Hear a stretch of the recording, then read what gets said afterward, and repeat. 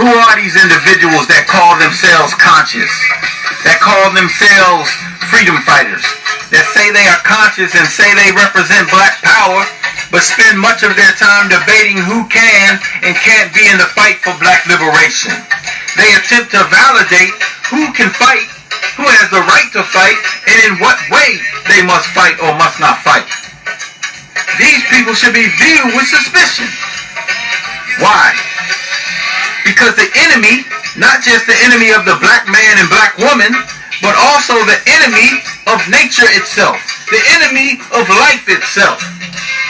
He uses everyone and everything as a tool to keep you subjugated. If you go against the white man and you happen to live downstream and you depend on water for survival, he goes upstream and cuts off your water supply, so you have no choice but to go to him to get your water.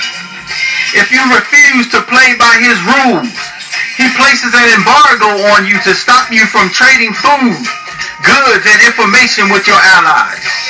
This forces you to have to go to him for your food, goods, or information, or just starve to death. This affects your economics that you talk about so much. In his militaries, he has everyone that you say can't fight for black liberation fighting to keep you in your slave state. You say Christians can't be conscious, they can't be trusted, and they have no place in the liberation movement, in the black liberation movement. Well, have you forgotten or just not studied enough of your own history? Have you forgotten about the great black Christian freedom fighters that fought for black liberation in the 19th century alone? Freedom fighters like Gabriel Prosser, Denmark Vesey, Nat Turner, and Harriet Tubman. Have you forgotten about the black Catholic Christians that fought in the Haitian Revolution? Have you forgotten that the great Marcus Mosiah Garvey was a Christian? You say you can't be conscious and Muslim at the same time. You say you can't fight as a Muslim because Muslims, Arab Muslims, enslaved Africans before white Christians did. Well, have you forgotten about the great black Muslim freedom fighters of the 20th century? Have you forgotten already?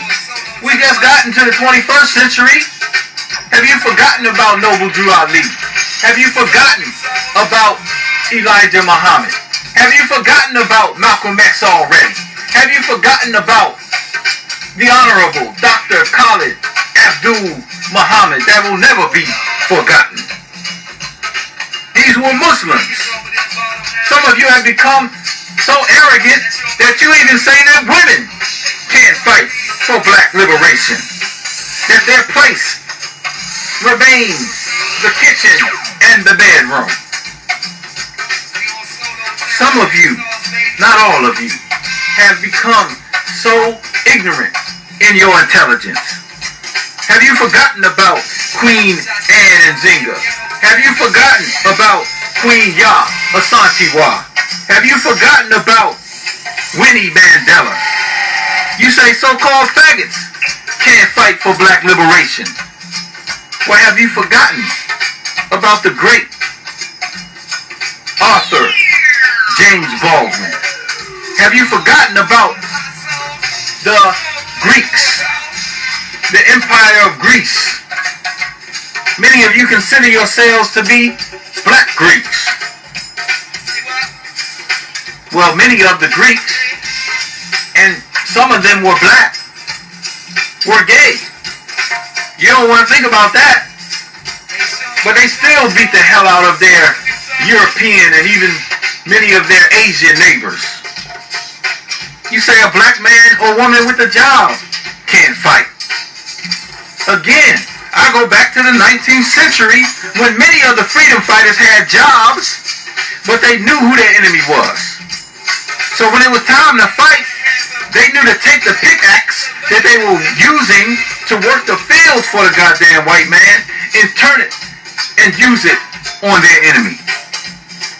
As a friend of mine always says, you've become so intelligent that you don't even understand how ignorant you are. There is no individual leader of the black liberation movement. Those days are long gone. You don't have the authority to dictate who can and who cannot fight. You drive away those that might be interested in fighting by saying that they can't fight based on their current circumstances or situation. In the meantime, your enemy has Christians, got Muslims, got atheists, got women, so-called faggots, entertainers, businessmen, businesswomen, lawyers, doctors, economists, prostitutes. He's got writers, he's got drug dealers, he's got farmers.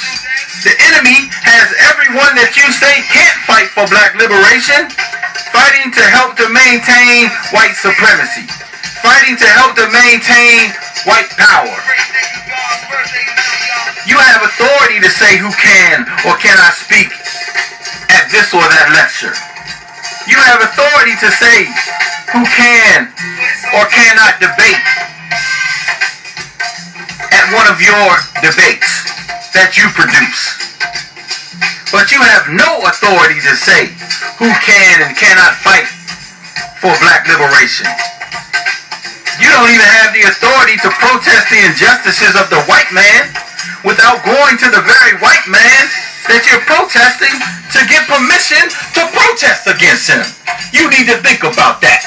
This has been Daku Akabo.